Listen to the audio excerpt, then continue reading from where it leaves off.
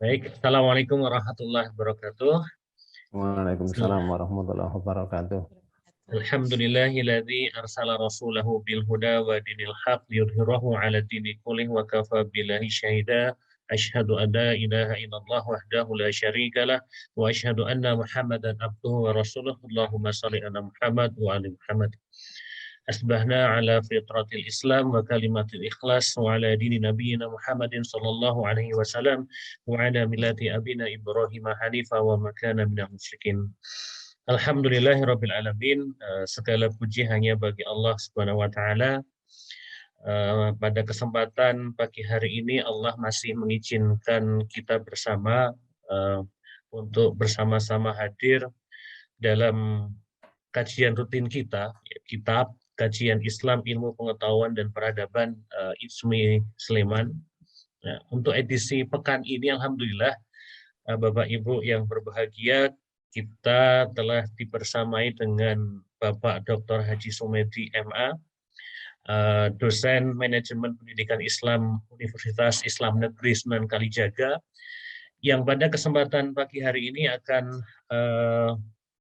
berbagi dengan kita terkait topik pendidikan perspektif Nabi Muhammad SAW ke arah profetik. Nanti insya Allah kita akan bahas, kita akan mendengarkan bahasan dari beliau yang barangkali nanti sampai pukul jam 6.30 nih, dan mungkin nanti sebelumnya tentunya kita berikan kesempatan untuk diskusi dan tanya jawab. Pak Sumedi, Despundi kabaripun menika Pak? Sehat ya Pak Sumedi? Sehat ya. Monggo Pak dan Bapak Ibu sekalian, sebelum kita mulai rangkaian kajian kita pada kesempatan pagi hari ini, mari kita mulakan kajian kita dengan membaca kalimat Bismillah. Bismillahirrahmanirrahim. Bismillahirrahmanirrahim. Selanjutnya, monggo Pak Dr. Haji Sumedi, waktu dan tempat kami aturkan. Terima kasih kami sampaikan kepada Bapak Dr. Ahmad Kusumaatmadja yang telah memberikan kesempatan kepada saya untuk ikut bincang-bincang ya. Barangkali ada satu hal yang bisa dianggap penting untuk mengisi ya satu kekosongan yang barangkali ada kecocokan ya. Tapi soal cocok tidak cocok memang amat bergantung juga kepada bagaimana kita bisa menangkapnya ini. Oke, Assalamualaikum warahmatullahi wabarakatuh. Waalaikumsalam warahmatullahi wabarakatuh. Bismillahirrahmanirrahim. Alhamdulillah. Nahmaduhu wa nasta'inuhu wa nastaghfiruh. Wa na'udzu billahi min syururi anfusina wa min sayyiati a'malina. May yahdihillahu fala mudilla lahu wa may yudlil fala hadiyalah. Asyhadu an la ilaha illallah wahdahu la syarikalah wa asyhadu anna Muhammadan abduhu wa rasuluh. Allahumma shalli ala Muhammad wa ala alihi wa ashabihi wa mawalah ma ba'du. Bapak Ibu yang berbahagia, pada kesempatan kali ini marilah kita bersama-sama bersyukur kepada Allah atas nikmatnya yang tak terhingga banyaknya, yang sejak lahir sampai detik ini kita tidak pernah berhenti menikmati karunia yang Allah berikan kepada kita. Ya, satu-satunya kesempatan yang tidak ada duanya yang Allah berikan kepada kita adalah kesempatan hidup. Nah, karena kesempatan hidup di dunia inilah kesempatan yang paling unik, karena kesempatan yang bisa diisi ataupun kadang tidak diisi oleh sebagian orang ya. Nah, atau bahkan kebanyakan orang ya, untuk hal-hal yang berguna bagi dirinya dan bagi orang lain ini, yang akan menentukan nasib masing-masing di kemudian hari, baik di dunia ini maupun di akhirat nanti ini. Nah, salah satu perwujudan syukur kita pada kesempatan kali ini adalah mari kita manfaatkan nikmat kesehatan, nikmat kesempatan untuk belajar bersama tentang Islam, ya, khususnya terkait dengan tema pagi hari ini, yaitu pendidikan perspektif Nabi Muhammad. Sebenarnya istilah pendidikan perspektif Nabi Muhammad ya semestinya yang bicara ya beliau sendiri, ya, Nabi Muhammad semestinya ini. Kalau judul seperti ini, ya, pendidikan perspektif Nabi Muhammad SAW, ini dalam pembacaan saya tentunya, ya, karena pembacaan terhadap Rasulullah oleh orang per orang bisa berbeda hasilnya. Nah, tetapi saya ingin menyampaikan dengan dasar-dasar yang secara umum diterima oleh semua umat Islam ini. Allah berfirman dalam surat Ali Imran ayat 164, ya. A'udzubillahi minasyaitonirrajim. Bismillahirrahmanirrahim.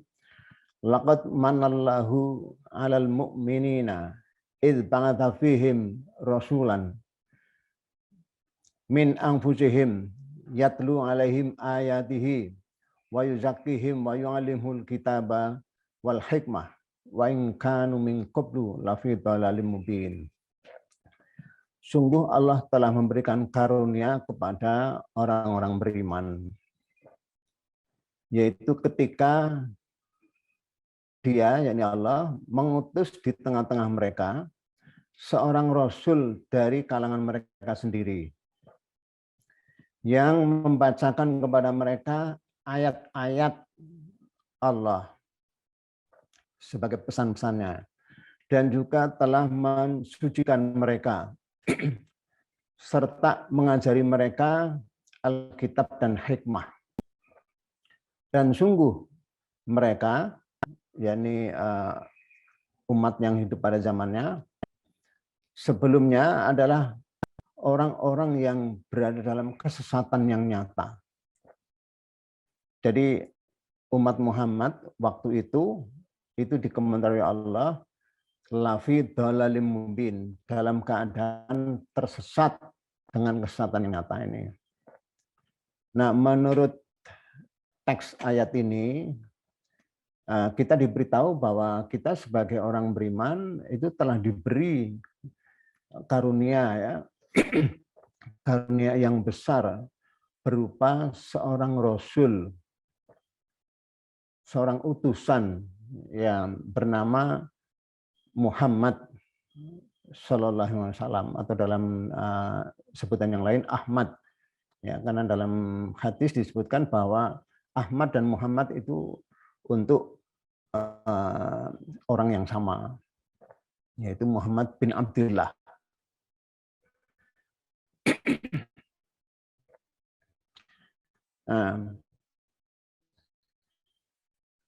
Di sini kita diberitahu bahwa Rasul itu betul-betul merupakan karunia buat orang-orang beriman. Ya, katakanlah kita ini mengaku atau kalau kita menjadi atau merasa sebagai orang beriman, kita kehadiran Muhammad sebagai Rasul itu adalah karunia yang besar. Ya, mengapa dikatakan karunia yang besar? Karena nasib manusia ada tidaknya iman. Dan iman ini diajarkan oleh Rasul. Ya, Rasul di sini dalam arti yang seumumnya, termasuk Nabi Muhammad ini. Karena Rasul sejak Rasul pertama sampai Rasul terakhir, atau sejak Nabi pertama sampai Nabi terakhir, yang jumlahnya sangat banyak, ya. Nah, Nabi dalam suatu hadis diriwayatkan bahwa Rasulullah pernah ditanya berapa jumlah nabi. Beliau menjawab 1.000 orang. Dan yang sekaligus merangkap sebagai Rasul ada 315. Dalam riwayat yang lain ada 313 nih. Jadi nabi itu begitu banyak, ya. Kita mungkin menghafalkan 25 nabi dan mungkin tidak hafal ya, meskipun banyak juga yang hafal ini. Ini sampai ribuan ya, 124.000. Dan semua nabi serta rasul tersebut membawa ajaran yang intinya sama, ya. Sama dalam arti ya inti-intinya bahwa ada perbedaan ya, karena Rasul diutus untuk zaman yang berbeda-beda. Sehingga antara satu nabi dengan nabi berikutnya itu lalu ada sedikit evolusi materi yang Allah sampaikan kepada mereka, atau pesan-pesan Allah kepada masing-masingnya ini. Sampai kepada Pak Sumedi, Pak Ahmad, tadi katanya share screen belum muncul ya? Sudah di share screen katanya, tapi belum muncul. Coba di-anu lagi biar bisa tampil. Oke, sebentar. Dianu ya.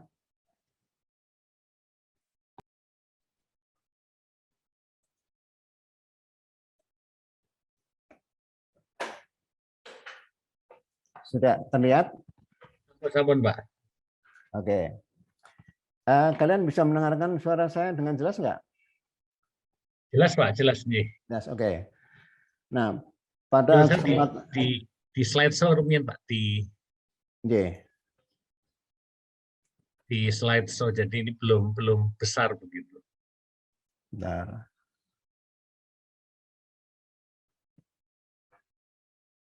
Mas Sabri. Kanan bawah yang semuanya.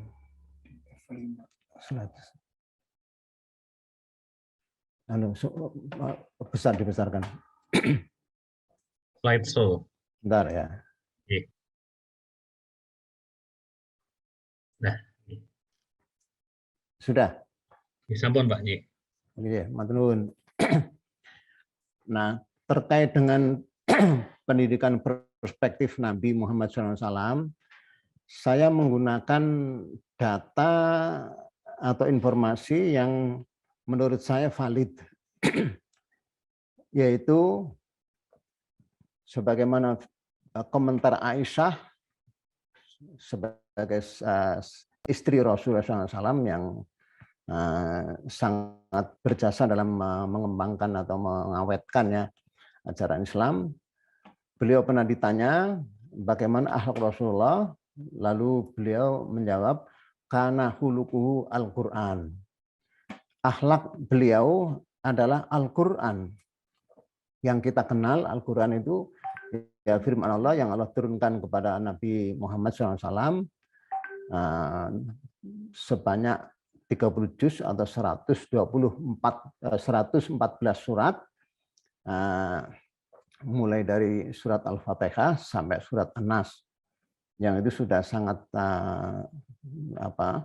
populer ya.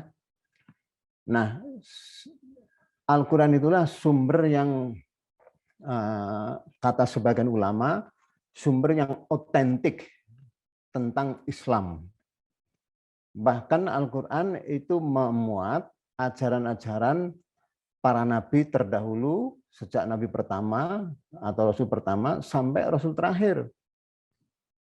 Nah, oleh karena itu nabi pernah diperintahkan oleh Allah dengan firman-Nya, A'udzubillahi minasyaitonir rajim, bismillahirrahmanirrahim, ittabi' ma uhiya ilaika mir rabbik la ilaha illa huwa wa arid anil musyrikin. Dalam surat Al-An'am 106. Ikutilah apa yang aku wahyukan kepadamu dari Tuhanmu. Tiada Tuhan selain Dia, dan berpalinglah dari orang-orang yang musyrik. Nah, itu kepada Nabi Muhammad Allah firmankan demikian. Kepada kita umatnya, itu juga ada firman tersendiri. Ittabi'u ma unzila ilaikum mir rabbikum wala tattabi'u min dunihi awliya. Qalilan ma tadhakkarun. Ikutilah oleh kalian, maksudnya kita semua ya. Ikutilah apa yang diturunkan kepada kalian dari Tuhan kalian. Dan janganlah kalian mengikuti selainnya. Nah, sebagai pelindung atau sebagai pembimbing, amat sedikit di antara kalian yang mengingatnya. Nah, kemudian terkait dengan perintah Allah kepada Rasulullah untuk mengikuti wahyu itu, kemudian dia laporkan, ya, sikap yang telah dia ambil dilaporkan. Innama attabi'u ma yuha ilayya mir rabbi. Aku hanyalah mengikuti apa yang diwahyukan kepadaku dari Tuhanku. Jadi apa yang Rasulullah kerjakan sejak beliau menjadi Rasul itu adalah atas dasar wahyu. Nah, oleh karena itu pada kesempatan kali ini saya ingin menyampaikan tentang pendidikan perspektif Nabi Muhammad ini dengan menggunakan 6 kata kunci.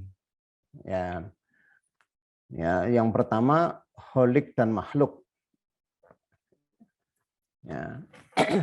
Yang kedua iman, yang ketiga kausalitas, keempat kedudukan manusia, kelima Al-Quran Alkitab, yang keenam wahyu dan sains ini. Saya menganggap 6 kosakata ini saya melihat dari kerangka sebagai ekosistem ilahi. Ya, seringkali orang menyebut ekosistem itu bersifat parsial ya. Dalam ilmu biologi orang menyebut ekosistem biasanya satu areal yang dihuni oleh beberapa makhluk ya, seperti hewan, tumbuh-tumbuhan dan seterusnya yang membentuk satu kesatuan, tapi di wilayah tertentu. Nah, sebutan ekosistem ilahi ini sistem yang tak dibatasi oleh ruang-ruang tertentu ini. Jadi seluruhnya itu adalah ekosistem. Semua yang ada saya anggap sebagai ekosistem ini. Ya, asumsinya kita semua adalah orang-orang yang beriman. Lalu saya memulai dengan yang pertama, Allah berfirman dalam surat Az-Zumar ayat 62. Allahu khaliqu kulli syai' wa huwa ala kulli syai'in wakil. Allah adalah pencipta segala sesuatu. Dan dia pemelihara segala sesuatu yang telah dia ciptakan ini. Sebagai informasi yang didapatkan dalam Al-Quran, saya anggap informasi ini sebagai sesuatu yang valid ya, yang benar ya sebagai orang beriman ini. Nah, informasi ini memberitahu kita bahwa Allah adalah pencipta segala sesuatu. Artinya apapun selain Allah itu pasti Allah ciptakan, pasti itu ciptaan Allah. Jadi dengan statement ini sebenarnya kita diberitahu hal-hal yang sangat mendasar, sehingga tidak perlu ada keraguan terhadap sebuah keyakinan bahwa apapun selain Allah adalah makhluk. Ini penting sekali bagi orang yang ingin berpikir lebih jernih, karena realitasnya ya dalam kehidupan real kebanyakan orang justru terjatuh dalam tindakan menyekutukan Allah. Nah, tindakan menyekutukan Allah dengan makhluknya itu tidak lain karena mereka tidak mampu membedakan ya antara khalik dan makhluk. Kalau orang tahu bahwa Allah adalah pencipta segala sesuatu, itu sebenarnya sudah eh, sangat jelas bahwa apapun selain Allah itu pasti makhluk, alias tidak perlu dipertuhan, tidak perlu diangkat jadi Tuhan.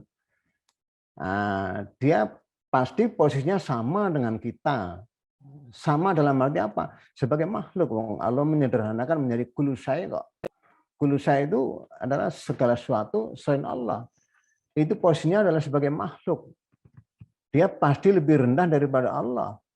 Jadi kalau ada orang menuhankan makhluk, ya karena dia tidak mengerti, tidak memahami konsep dasar bahwa Allah adalah pencipta segala sesuatu ini. Bahkan di kalangan umat Islam sendiri pernah juga terlibat dalam satu diskusi yang tidak pernah ada ujungnya, ya pada zaman pemerintahan Abbasiyah ya di apa itu zaman Al-Ma'mun Harun Ar-Rasyid ya, yang mengatakan bahwa Al-Quran makhluk atau bukan makhluk ya, sehingga Imam Ahmad bin Hambal termasuk orang yang apa namanya jadi kelinci perdebaan ya. Dia meringkuk dalam penjara ya, gara-gara perdebatan yang kurang ada manfaatnya ini. Nah, Bapak sekalian, statement Allah adalah pencipta segala sesuatu sebenarnya memberikan dasar-dasar yang dasar-dasar yang sangat fundamental bagi kita umat Islam untuk bisa berpikir lebih benar. Ya, karena saya menganggap benar ini bervariasi atau bertingkat-tingkat ya. Ya semua orang berpikir benar ya, meskipun tingkatannya berbeda-beda ini. Karena dalam pandangan saya yang namanya manusia hidup itu pasti itu karena mereka taat kepada Allah ini. Tak ada manusia di muka bumi ini yang tidak taat kepada Allah ini. Bahwa taatnya atas dasar kesadaran tidak atas dasar kesadaran itu soal lain ya.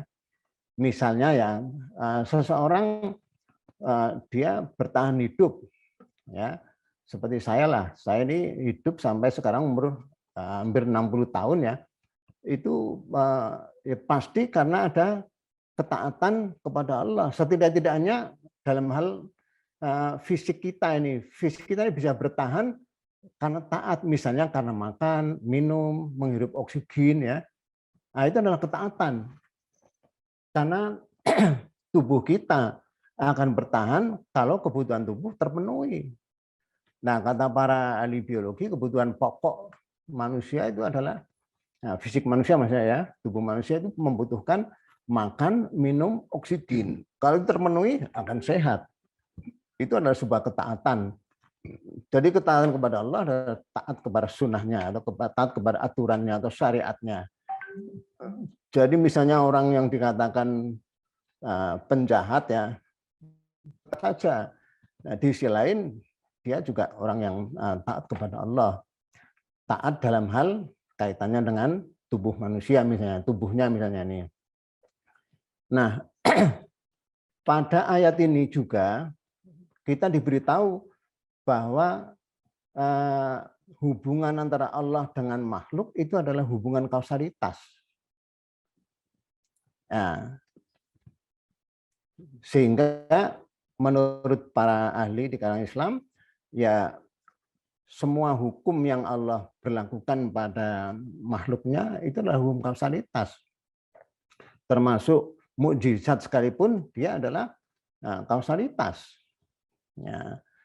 Lalu jangan sampai lalu orang terjebak dalam apa namanya pengkultusan ya, karena ada mukjizat ya, kemudian orang mengkultuskan ya. Sebagian orang ada yang menganggap orang bisa menghidupkan orang yang mati lalu dianggap sebagai orang yang punya kekuatan yang luar biasa, sehingga lalu dinaikkan derajatnya dianggap sebagai Tuhan. Itu kan karena dia nggak memahami kalau selain Tuhan alias makhluk dia bisa berbuat itu hanya atas seizin Tuhan. Seizin Tuhan tentu seizin dengan hukum kausalitasnya.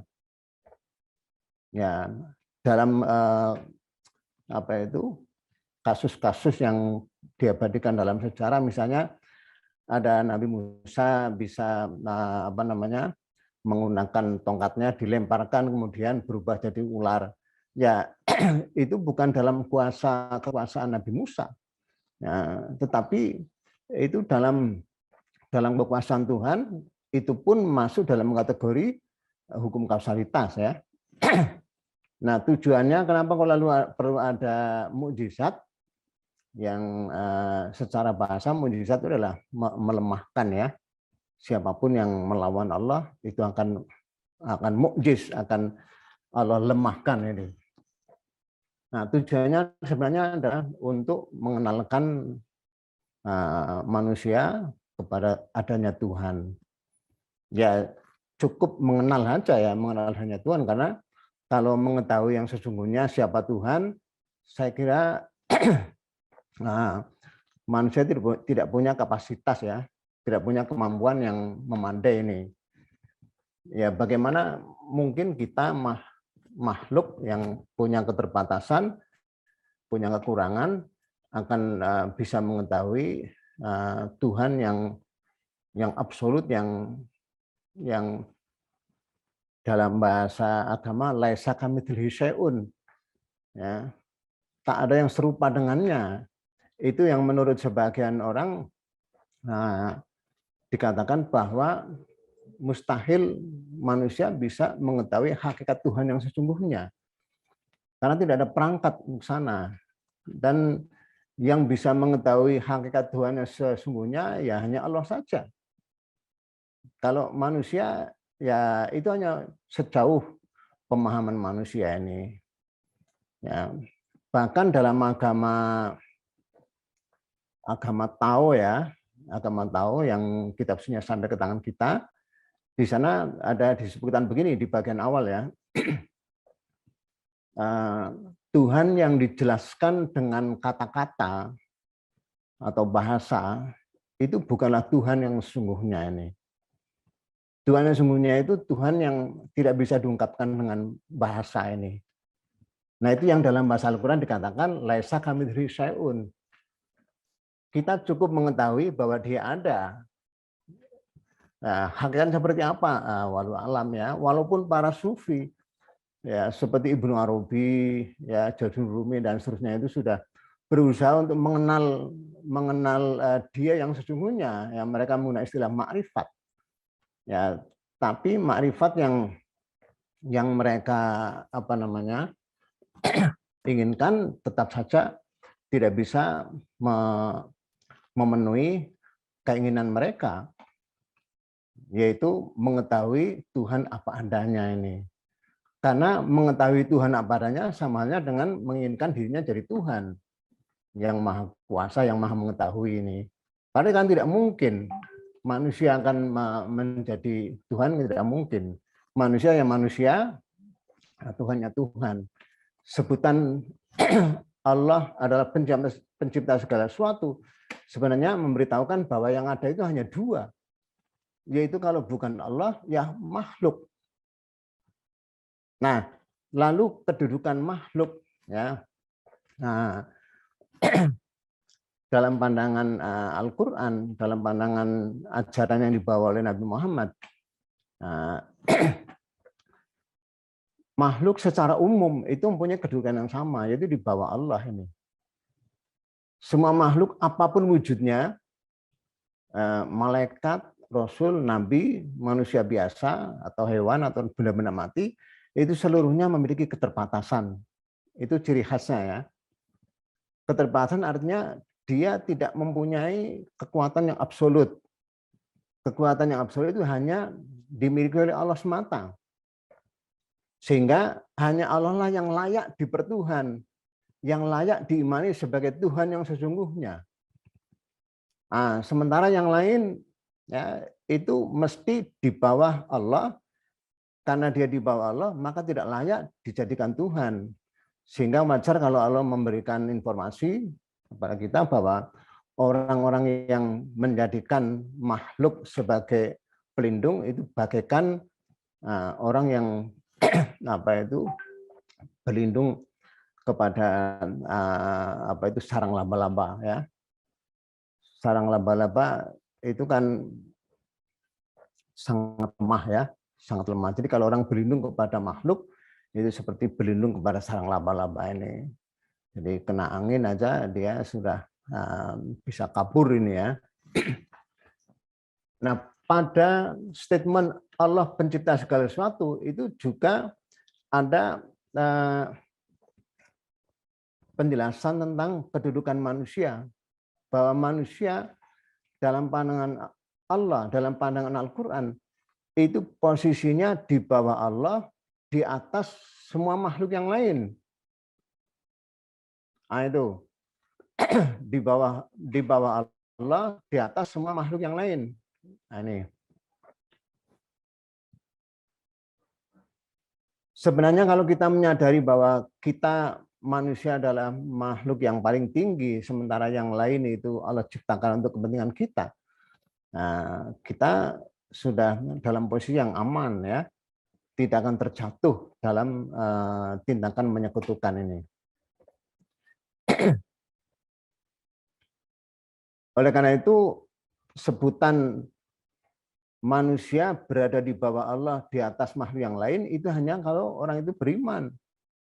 Karena kalau iman tidak disadari, seringkali manusia di atas di bawah makhluk yang lain. Bahkan dalam sejarah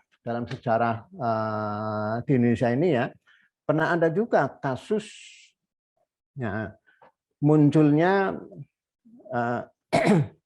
lembaga Al-Irsyad. Nah, sebagai salah satu lembaga pendidikan ya. Itu dulu ada orang-orang Arab yang datang ke Indonesia, kemudian membentuk komunitas, lalu mereka beranak pinak, karena jumlahnya banyak, lalu mereka ingin mendirikan sebuah lembaga, termasuk lembaga pendidikan. Nah, karena mereka butuh guru, lalu mereka mencari guru ke sana Timur Tengah ya, kemudian dicari-cari, ditemukan yang namanya Syekh Ahmad Surkati. Nah, Syekh Ahmad Surkati ini membawa ajaran yang dia peroleh dari Syekh Muhammad Abduh. Ya, ajaran yang dikatakan sebagai ajaran al-musawah bainan nas ini. Persamaan di antara semua manusia. Perbedaannya di hadapan Allah itu hanya karena perbedaan takwanya. Nah, itu ajaran yang dibawa oleh Syekh Ahmad Surkati yang diambil dari Al-Qur'an ya. Inna akramakum indallahi atqakum. Nah, tapi lalu di kalangan di kalangan masyarakat tersebut itu ada perasaan atau ada semacam keyakinan bahwa kelompok mereka itu kelompok umat Islam nomor 1. Sementara yang bukan kelompok mereka itu adalah kelas nomor 2.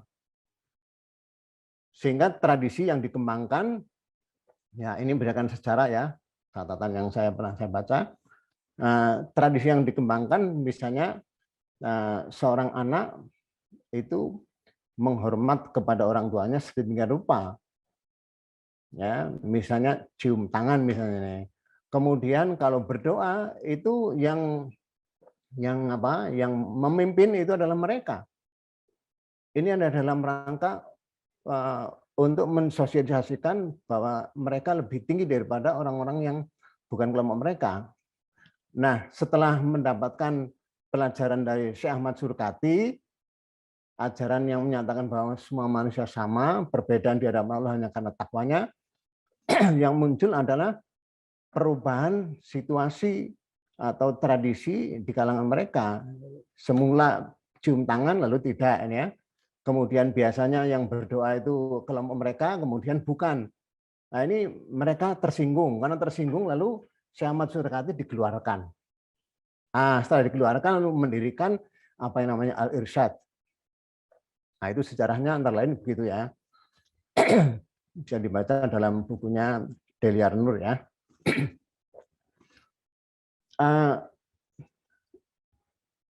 Berikutnya tentang Al-Quran dan Alkitab. Yang kelima ya. Kalau dikatakan Al-Quran, kita sudah kenal. Alkitab, seringkali orang berbeda pendapat. Biasanya ya istilah Alkitab yang beredar di Indonesia, ini adalah untuk kumpulan dua kitab, yaitu Perjanjian Lama dan Perjanjian Baru, atau Taurat dan Injil, yang dijadikan satu, kemudian yang dia dibawa oleh saudara kita ke gereja itu biasanya disebut Alkitab ini. Tapi sebenarnya dalam istilah Al-Quran, Alkitab dan Al-Quran itu berbeda. Nah, karena term itu sendiri juga berbeda. Nah, dan keduanya diberikan kepada Nabi Muhammad. Nah, saya kira ini satu istilah yang saya kira kita perlu lebih mempelajari isinya, kandungannya. Ya. Nah, coba saya lihat apa sih bedanya antara istilah Al-Quran dan Alkitab ini. Allah berfirman dalam surat Al-Hijr ayat 87. Sungguh kami telah memberimu sab'an minal mathani wal Qur'anal azim. 7 ayat yang berulang-ulang dan Al-Quran yang agung. Jadi di sini Allah nyatakan dengan tegas, sungguh kami telah memberimu, kata Pak Mufassir Muhammad, ya, lalu Muhammad diberi apa? Ada 2 benda atau 2 entitas. Yang pertama sab'an minal mathani, 7 ayat yang berulang-ulang dan Al-Quran yang agung. Itu yang pertama. Yang kedua, ada dalam surat Kahfi ayat pertama. Segala puji bagi Allah yang telah menurunkan kepada hambanya Alkitab. Bukan Al-Quran tapi Alkitab. Dan Allah tidak menjadikan kebengkokan padanya ini. Jadi 2 istilah ini berbeda ya, berbeda. Dari segi akar katanya berbeda, dari segi isinya juga berbeda ini. Nah, sehingga lalu ada sebutan tilka ayatul Quran. Itulah ayat-ayat Al-Quran. Sementara di ayat lain ada sebutan ayat-ayat Alkitab yang nyata. Nah, coba kalau kita perhatikan dari sisi peruntukannya. Dari segi peruntukannya, Allah berfirman dalam surat Al-Baqarah ayat 185, ya, syahrul Ramadan alladzi unzila fihil Qur'an hudal linnas wa bayyinatin minal huda wal furqan. Bulan Ramadan yang pada bulan itu Allah turunkan Al-Qur'an sebagai petunjuk buat manusia. Jadi Al-Qur'an adalah petunjuk buat manusia. Sementara Alkitab Allah jelaskan dalam Al-Baqarah ayat 2, dalikal kitabu la raiba fihi hudal lil muttaqin. Itulah Alkitab yang tidak keraguan padanya sebagai petunjuk buat orang-orang yang bertakwa. Jadi peruntukannya berbeda. Bahwa orang bertakwa itu manusia, iya. Tapi tidak setiap manusia itu bertakwa. Nah, kemudian dari sisi isinya, Allah juga menyebutkan berbeda. Kalau Al-Quran, isinya bukan perintah dan larangan. Ini yang barangkali kita alpa ya, dari sebutan-sebutan sumber dari Al-Quran ini. Allah sebutkan dalam surat Yusuf ayat 3, Nahnu naqussu 'alaika ahsanal qasasi bima auhayna ilaika hadzal Qur'an. Kami kisahkan kepadamu sebaik-baik kisah dengan mewahyukan kepadamu Al-Quran ini. Dari Al-Quran isinya adalah kisah-kisah terbaik. Sementara Alkitab dijelaskan dalam surat Al-Imran ayat 7, Ya, dialah yang telah menurunkan kepadamu Alkitab. Di antara isinya adalah ayat-ayat Muhammad. Itulah umul kitab, ayat Muhammad itu. Dan yang lain isinya adalah ayat-ayat mutasyabihat. Nah, jadi isinya berbeda antara Al-Quran dan Alkitab ini. Bahwa ayat-ayat Alkitab dan ayat Al-Quran itu dihimpun dalam juz yang 30 juz itu iya. Tetapi ada perbedaannya. Kalau perintah larangan masuk kategori Alkitab yang dalam bahasa lebih konkret ya, bahasa teknis. Kalau perintah larangan urusannya Nabi sebagai Rasul, kalau yang bukan perintah ya, yang kisah-kisah tadi itu adalah kaitannya dengan Muhammad sebagai Nabi. Karena dalam diri Muhammad ada pribadi Nabi, ada pribadi Rasul. Ada peran sebagai Nabi, peran sebagai Rasul.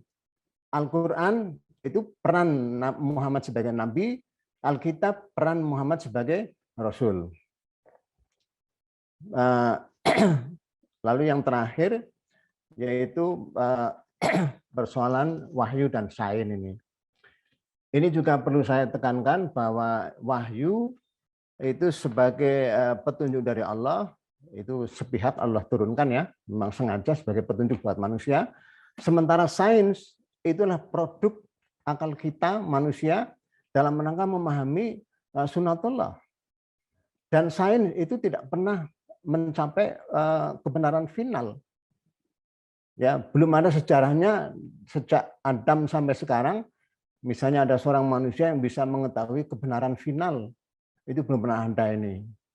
Bahkan Allah memberikan isyarat kepada kita, ya, andaikan laut jadi tinta, pohon ya, ranting-ranting pohon jadi pena untuk menulis ilmu Allah, nah, sudah habis kering ya, ilmu Allah belum selesai. Walaupun ditambah sebanyak itu. Dalam ayat lain bahkan walau ditambah 7 kali lipat air laut itu juga tidak akan pernah memadai untuk memenuhi ilmu Allah ini. Saya kira itu mungkin apa yang bisa saya sampaikan pada kesempatan kali ini. Masih ada waktu kurang lebihnya 15 menit, 16 menit ya, untuk kalau ada yang mau nambah atau mengurangi, ya barangkali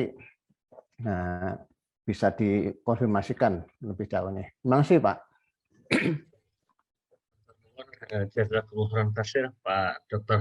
Jumedi atas paparannya yang luar biasa terkait dengan salah satu perspektif pendidikan dari Nabi Muhammad SAW ini. Ada yang dirangkum dalam hal 6 ini, luar biasa. Beberapa hal yang barangkali saya pribadi baru mendengarnya, khususnya terkait dengan Al-Quran dan Alkitab tadi. Bapak Ibu yang dirahmati Allah, berikutnya kami buka ini forum diskusi tanya jawab. Monggo apabila ada yang ingin bertanya ataupun berkomentar, menyampaikan pendapat, kami persilahkan.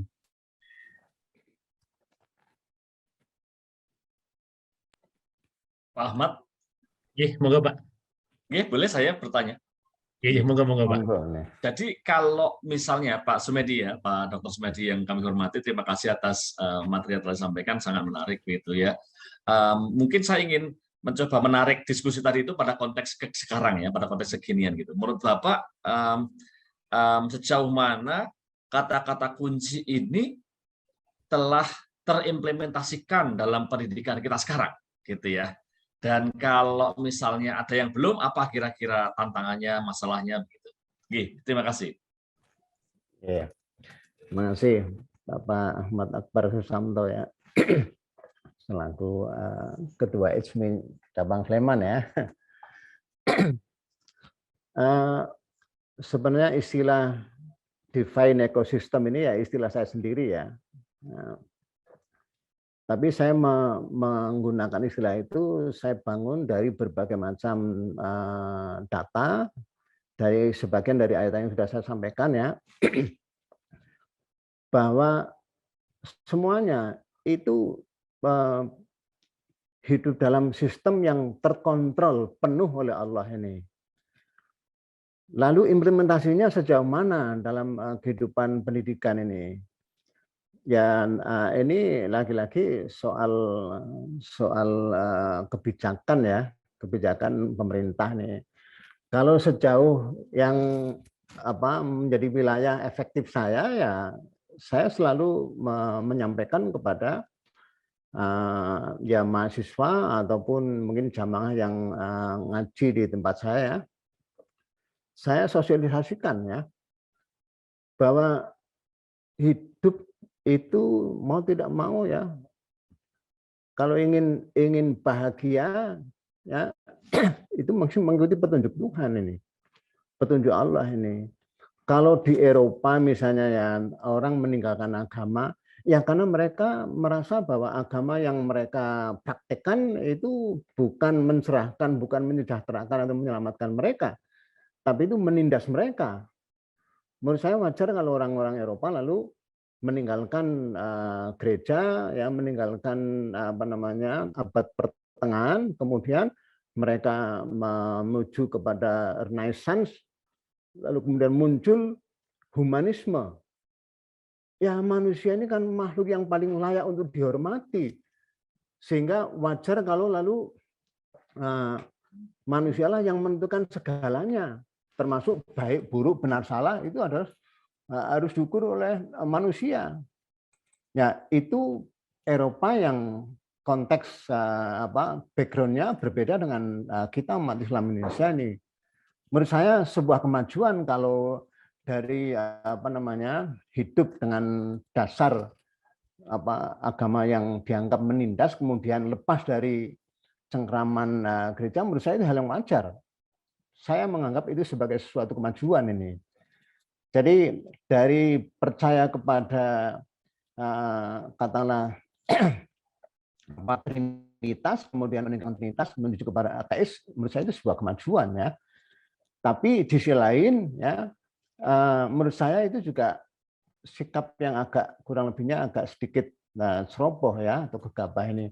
Karena di dalam Injil itu sendiri, betapapun Injil itu sudah terjadi tahrif ya, dilakukan sebagian umatnya ya, tapi di sana sini masih ada ayat-ayat yang benar, terutama tentang ketuhanan, tentang tauhid dan juga tentang akhirat, tentang berbuat baik ya, itu masih ada diabadikan dalam Injil ini.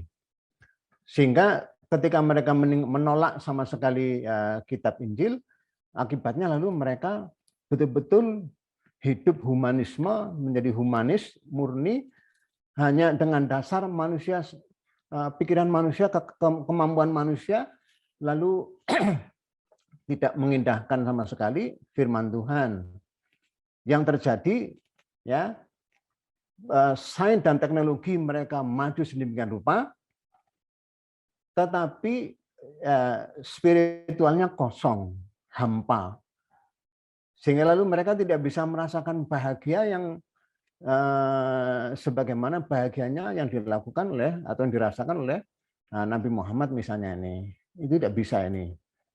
Tapi kalau orang itu mengenal iman yang benar, itu akan bisa mencapai tingkat kebahagiaan yang tidak bisa diceritakan dengan bahasa ini.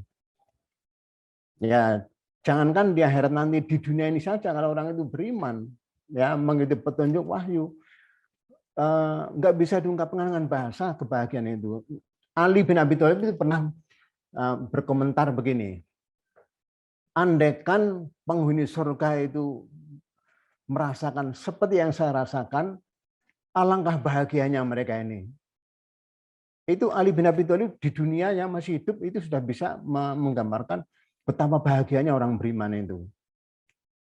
Tetapi ketika orang tidak mengenal, mereka mencari-cari kebahagiaan yang lebih tinggi, tapi nggak pernah ketemu. Karena apa?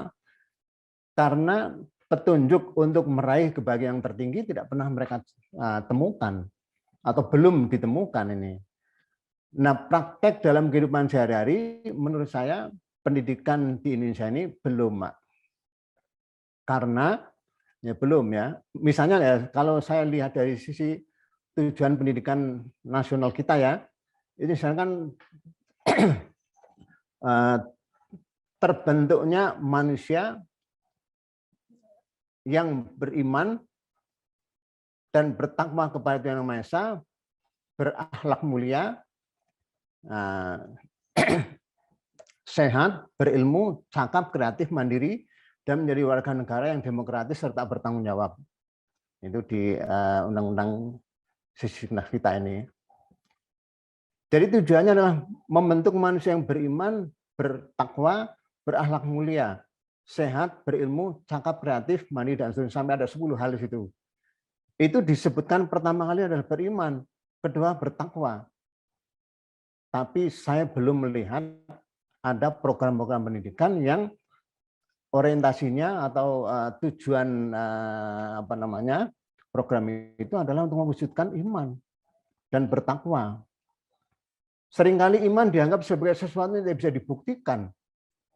Ya, takwa itu sebagai istilah yang kurang operasional ini. Padahal orang itu mempelajari Al-Quran itu sangat operasional. Ya, jadi misalnya iman menurut pandangan Al-Quran seperti apa? Itu sangat operasional. Tapi kalau kita tidak pernah mengenal Al-Quran, tidak mengenal Alkitab, ya bagaimana kan bisa mengerti iman? Bagaimana kan bisa mengerti takwa ini? Kalau nggak kenal iman dan takwa, jangan harapkan akhlak mulia akan terwujud. Karena akhlak mulia itu hanya dibangun di atas iman dan takwa ini. Paduan antara iman dan takwa itulah sebenarnya akhlak mulia ini. Yang kalau dalam pandangan Al-Quran, perwujudan tujuan daripada iman dan takwa adalah mewujudkan cita-cita manusia, bagaimana hidup sehat jasmani rohani, ya, di dunia dan di akhirat, yang diabadikan dalam doa sabu jagat itu ya, Rabbana atina fid dunya hasanah wa fil akhirati hasanah wa qina adzabannar. Sementara praktek pendidikan di Indonesia ini secara umum di sekolah, maksud saya sekolah umum itu diajarkan sains pada umumnya, ya tentang IPA, IPS ya, ilmu fisika, kimia, biologi, kedokteran dan seterusnya. Sementara di madrasah lebih banyak diajarkan tentang katakanlah ilmu-ilmu yang bernilai agama ini. Padahal kalau orang itu mengenal Al-Quran, ya semuanya itu sebagai ekosistem ilahi. Fisika, kimia, biologi yaitu ilmu agama, jangan kira bukan ilmu agama. Sebagaimana kita belajar Al-Quran itu juga ilmu agama. Sehingga tidak perlu dikotomikan ya antara ilmu agama dan ilmu umum. Seluruhnya itu satu. Ilmu apapun adalah ilmu Allah, itu otomatis Islami udah ini. Saya kira itu mungkin Abang bisa sampaikan, Pak. Terima kasih. Pak Sumedi. Pak Akbar. Oke, terima kasih. Oke, monggo Bapak Ibu kalau masih ada yang ingin bertanya, sharing, monggo kami persilahkan.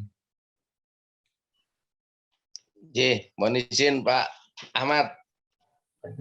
Monggo Pak Suhada. Waalaikumsalam Pak Sumedi.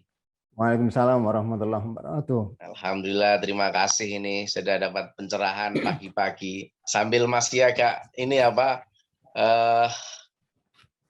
tidak bisa on cam ya, ini posisinya lagi tidak nyaman untuk on cam. Oke, Pak Sumedi itu jadi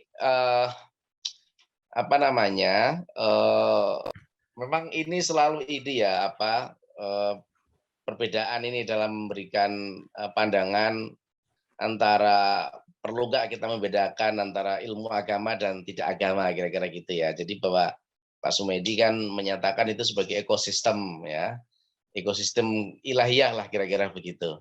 Ya. Nah, cuma memang ini dalam konteks praktek itu saya kadang-kadang ini saya nggak tahu, ini mohon dibenarkan ini. Dari praktek itu saya bilang kalau misalnya ada pesantren gitu, saya bilang ini pesantrenmu mau bikin orang fakih hufiddin atau mau jadi calon profesional, kira-kira begitu. Saya punya pertanyaan seperti itu.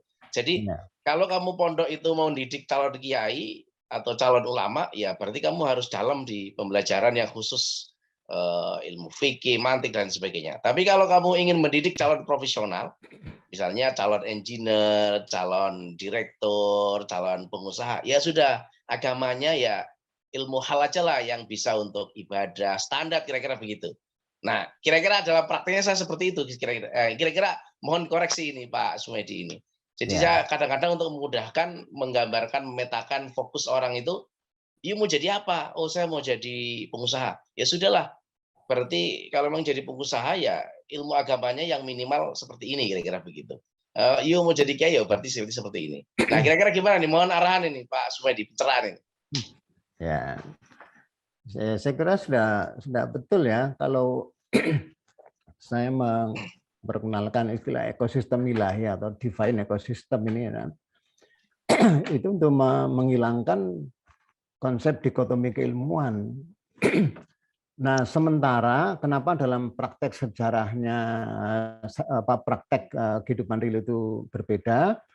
Saya kira apa yang dilakukan oleh manusia, baik di pesantren atau di sekolah ataupun di mana-mana ya di dunia ini, itu tidak lepas daripada pengaruh sejarah sebelumnya. Nah, kalau saya ingin menyampaikan persoalan kehidupan yang Islami yang seperti apa? Ya, kalau menurut pemahaman saya, kehidupan Islam itu telah dipraktekkan oleh Rasulullah bersama para sahabatnya, yang dalam catatan sejarah kurang lebihnya 30 tahun. Ya, atau dari Nabi Muhammad sampai Khalifah Ali bin Abi Thalib nih. Tapi setelah itu pembacaan saya terhadap sejarah sepertinya sudah terjadi penyimpangan. Walaupun sejak setelah Ali meninggal ya, karena dibunuh ya, kita tahu sejarahnya dia dibunuh dan yang bunuh tidak lain adalah saudara sesama Muslim juga ya, atau setidaknya dianggap sebagai sesama Muslim. Dan kasus yang terjadi di zaman Ali itu perang saudara ya, perang saudara antara sesama Islam, sesama umat Islam ini, yang itu menurut saya pasti terjadi penyimpangan itu. Karena dalam pandangan Al-Quran secara tegas ada larangan membunuh orang lain. Dalam surat Al-An'am ayat 151 di sana disebutkan wala taqtulun nafsal lati haramallahu illa bil haq. Dan sebelumnya ada juga larangan wala taqtulu awladakum min imlaq. Di ayat yang sama ini. Jangan bunuh anak kalian karena takut miskin, dan jangan bunuh seseorang kecuali dengan apa yang jangan bunuh seseorang kecuali dengan alasan yang benar. Dan alasan yang benar tentu itu nanti hakim negara yang menentukan ya, bukan orang per orang ini. Tapi coba dalam pada masa Imam Ali bin Abi Thalib jadi khalifah, ada perang yang menurut saya tidak elok diceritakan, tapi kita perlu tahu ya untuk mengetahui sejarah dalam rangka untuk otokritik itu ya. Ada perang sesama Muslim yaitu perang Jamal. Perang Jamal ini dipimpin oleh Aisyah ya, istri Rasulullah. Ya, melawan Ali. Ali udah menantunya Rasulullah ini. Tidak mungkin masuk akal itu dalam pandangan Al-Quran itu. Ada menantu ya berperang melawan mertuanya, Pak ini. Itu enggak masuk akal ya. Itu pasti terjadi penyimpangan ini. Setelah itu masih ada lagi perang Siffin. Ya, perang Siffin itu yang boleh katakan merupakan turning point ya. Perubahan yang mendasar umat dari meninggalkan ajaran Al-Quran menuju kepada ajaran yang lain. Menurut saya fakta sejarah ini perlu sekali dipelajari supaya kita tidak berlama-lama dalam katakanlah penyimpangan ya. Masa Al-Quran lebih dinomorduakan daripada ajaran yang lain. Orang Islam ya, banyak orang Islam menganggap lebih kenal hadis daripada kenal Al-Quran. Itu yang saya agak ya prihatin ya. Saya kemana-mana yang menjelaskan ajaran Al-Quran, ajaran bisa membawa pencerahan yang kata sebagian ulama dikatakan tujuan ajaran Al-Quran adalah membentuk al-hurriyah, al-fardiyah, al-mutlaqah. mutlakoh. Ingin membentuk kebebasan individu, kebebasan mutlak individu. Itu tujuan Al-Quran ini. Jadi kalau orang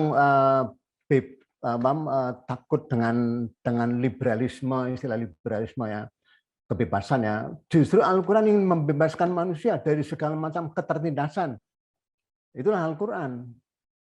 Ingin membebaskan manusia dari segala macam belenggu. Dengan Al-Quran akan diharapkan menjadi manusia yang betul-betul merdeka. Merdeka penuh. Ya, bahkan ketika orang naik menjadi Abdullah, menjadi hamba Allah, itu Allah yang maha kaya, itu tidak membutuhkan apa-apa sedikit pun dari manusia. Jadi kalau ada manusia disuruh ini itu ya, lalu ada manfaatnya, itu sama sekali bukan kan untuk kebutuhan Allah. Tapi untuk kebutuhan manusia itu sendiri, jadi penuh untuk kebutuhan manusia. Sehingga manusia betul-betul menjadi orang yang sangat bahagia ini. Tetapi ketika orang meninggalkan Al-Quran, ya, mengambil yang lain, padahal misalnya hadis ya, hadis itu para ahli hadis, ya, kebetulan saya juga ngajar hadis ya, itu hadis itu ada 4 hal ya, ada 4 hal ini. Ada hadis sahih, hasan, dhaif, dan maudhu. Ini hadis sahih ini ya saya kira sebagai umat Islam pasti menerima ya kalau ada hadis sahih ini. Tapi untuk yang lain-lain ini itu orang tanda tanya. Bahkan ketika orang mendefinisikan hadis, misalnya Ibnu Hajar ya, dia menyebut hadis itu apa? Hadis ma yudhafu ilan nabi sallallahu alaihi wasallam misalnya.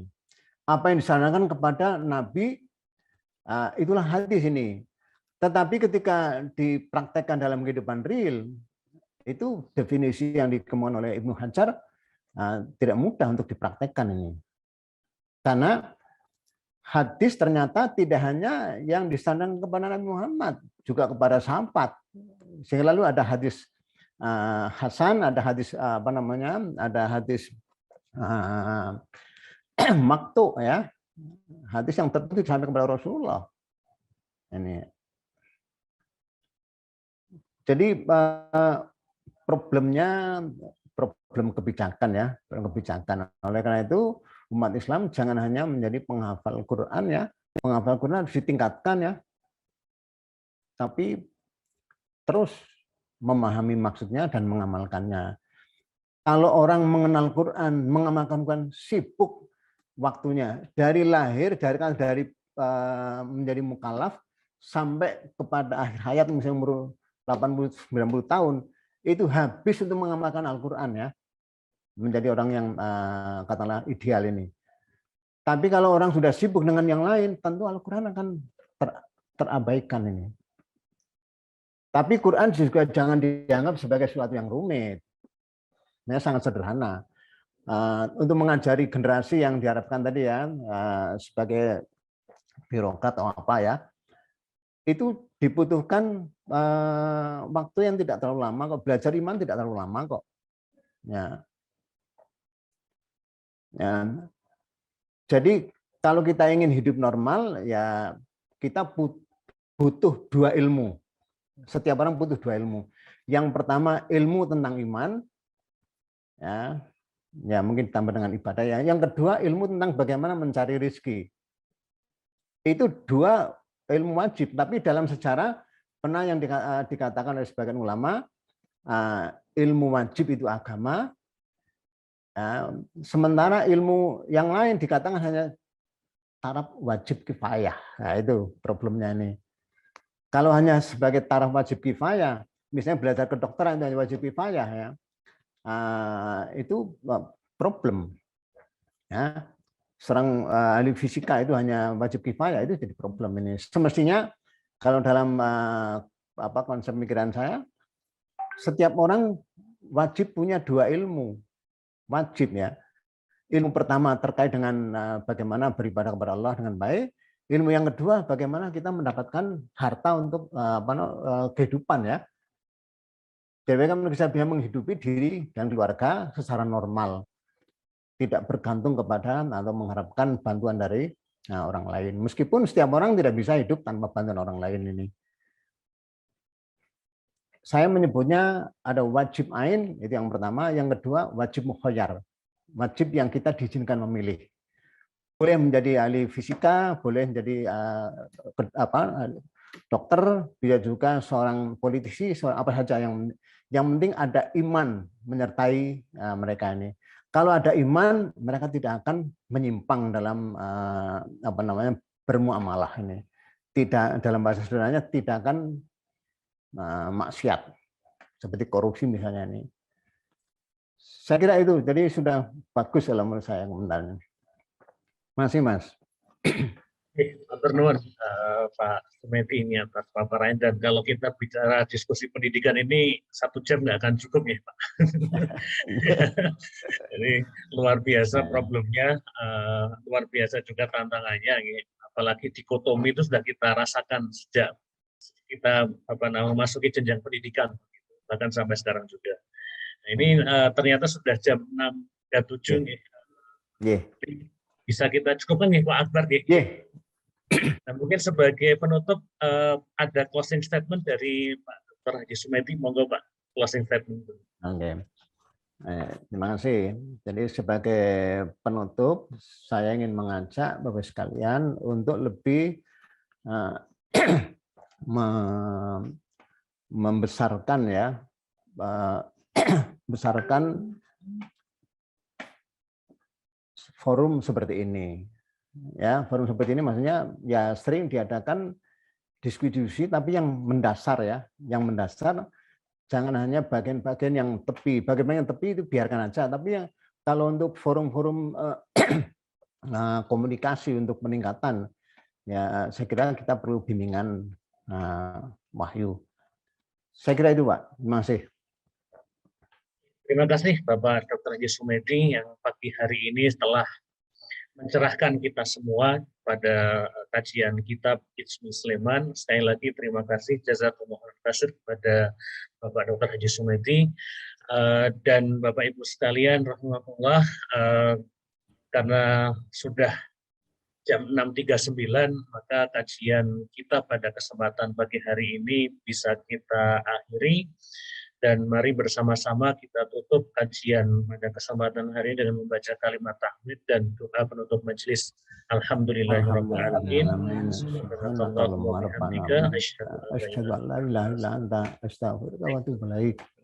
Saya sebagai moderator mohon undur diri. Dari Bapak Ibu sekalian, terima kasih. Assalamualaikum warahmatullahi wabarakatuh. Waalaikumsalam warahmatullahi wabarakatuh.